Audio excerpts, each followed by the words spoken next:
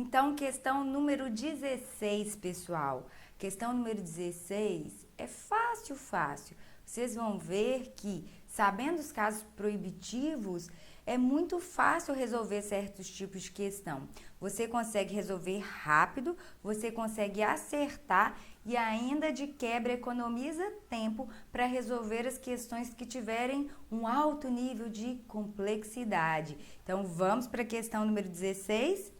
Assinale a alternativa em que o sinal indicativo de crase está empregado em conformidade com a norma padrão da língua. Também é uma questão de 2019 da organizadora VUNESP. Então vamos lá.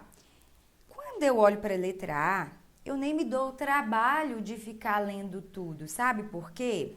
Porque aqui eu já vejo que o uso do acento grave é inadequado, porque não existe crase antes de todo, que é um pronome indefinido que rejeita artigo. Em segundo, ele está no plural. Em terceiro, ele é masculino. Então, por 3 motivos diferentes, a letra A jamais poderia ser correta. Então, eu nem preciso ler a questão inteira. Eu nem preciso ler a alternativa inteira para dizer que a A está errada. A letra B é a mesma coisa. Por quê? Porque aqui eu tenho a utilização do acento grave antes de um verbo. Não há crase antes de verbos.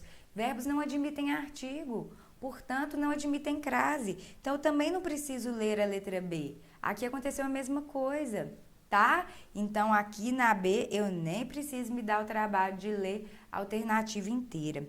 Na C, a crase também está errada. Por quê?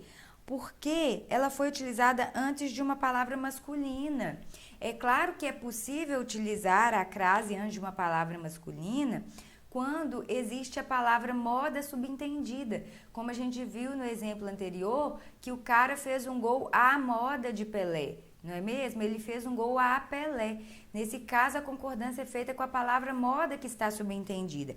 Mas aqui eu estou dizendo que em 2019, o Oscar de melhor direção foi concedido a Alfonso, né? Então, nesse caso, uma coisa que é concedida a alguém, tá? Então, significaria que a presença da preposição a, ela foi exigida por algum termo, mas eu não vou imaginar a palavra moda subentendida aqui, porque não faz sentido algum.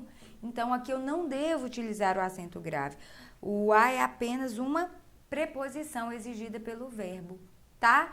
A palavra da frente não admite artigo feminino, porque ela é um nome próprio masculino e não há possibilidade de se imaginar a palavra moda subentendida, como nós vimos naquele caso de fez um gol a Pelé. Então, a D também, ou melhor, a C também não serve pra gente. A letra D é a mesma coisa. Eu assisti a um filme centrado em uma mulher indígena. Então, aqui a pessoa usa um. Não existe crase antes de um, tá? Se você for imaginar uma como numeral ou uma como artigo indefinido, não vai haver crase, nem um caso, nem outro, tá? E aí a gente pensa, Cris, mas se for uma hora determinada? Aí tem, porque aí a gente estudou que existe aquele caso convencionado, não é mesmo? Então, se eu disser, a 1h da tarde eu começo a aula, ou a 1h da manhã eu fui dormir, aí há acento indicador de crase? Não, mas há a utilização do acento grave porque ele foi convencionado. Antes de numerais indicadores de horas determinadas, o uso do acento grave deve ser empregado. Pronto. Agora, se apareceu um, seja ele artigo indefinido, seja ele numeral, não haverá acento grave, porque um é palavra masculina, tá? Haverá antes de uma? Também não, a não ser que seja um numeral indicador de horas determinadas. Apenas com essa exceção, nós dizemos que há o acento grave. Nos demais, com artigo ou com numeral, não haverá acento grave. Por isso que a letra D também não serve pra gente. E aí vem finalmente a letra E. Fulano de tal agradeceu às atrizes. Gente, quando você agradece a alguém, o verbo é utilizado com a preposição a. Isso a gente estuda no texto de regência, na matéria de regência.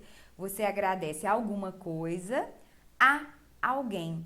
Então, aqui fica claro que a pessoa agradeceu a alguém, que há necessidade de preposição a advinda da regência do verbo agradecer. O que eu disse para vocês na questão anterior? Eu disse que haveria possibilidade ou não de utilizar o acento grave de acordo com a possibilidade de o substantivo da frente admitir ou não artigo. Atrizes é um substantivo feminino plural que pode ser usado ou não com artigo, né? Se eu simulasse o substantivo atrizes num sujeito, por exemplo, eu posso dizer que atrizes globais são homenageadas no evento. Ou eu posso dizer também que as atrizes globais foram homenageadas no evento. Então, atrizes é um substantivo que poderia ou não ser utilizado com artigo. Então, o que eu tenho que me ligar em relação à questão da crase é o seguinte: se eu utilizar o a no singular, ele é só uma preposição, então ele não vai ser usado com acento grave. Se eu tiver a intenção de determinar o substantivo, eu tenho que me lembrar que ele tem que concordar, ou melhor, que o artigo tem que concordar com esse substantivo em relação ao gênero e ao número. Então, eu usaria o as atrizes, não é mesmo? Então, se eu pegar o verbo agradecer aí e entender que ele exige a preposição a e contrair esse a com o as que determina o substantivo atrizes, eu vou usar um as no plural e com acento grave para eu dizer que ali há a presença de dois as. E foi justamente isso que aconteceu aí na letra E.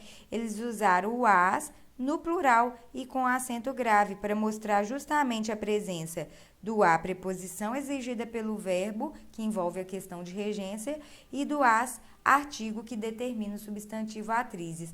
Por esse motivo, a letra E é a resposta para a nossa questão. Conseguimos aprender muita coisa sobre crase, não é mesmo? Então, agora nós já estamos bem afinadinhos e por isso nós conseguimos resolver bem, com tranquilidade, essa questão número 16.